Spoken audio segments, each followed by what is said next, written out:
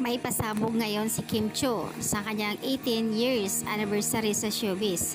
Mula sa linlang, ngayon na tong taon na ito and WWSK, ASAP and Showtime.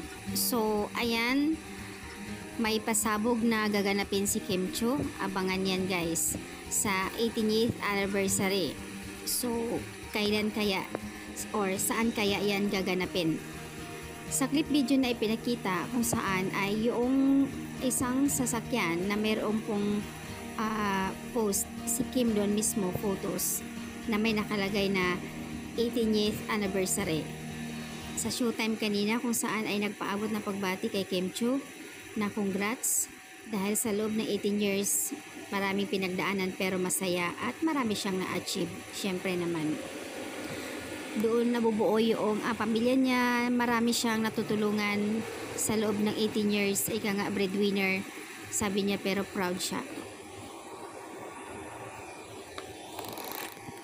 Samantala may pagtutokso pa itong mga co-host ni Kim na sinasabing sana mayroon din mag-celebrate ng anniversary or mansary sa kanya.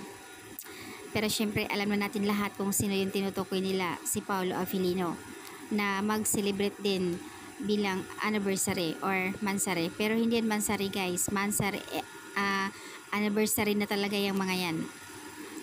At syempre, happy naman ang lahat kung saan si Kim masaya-masaya din ang lahat. Nakakatuwa lang yung mga co-host ng Showtime, napaka-supportive nga naman kay Kim.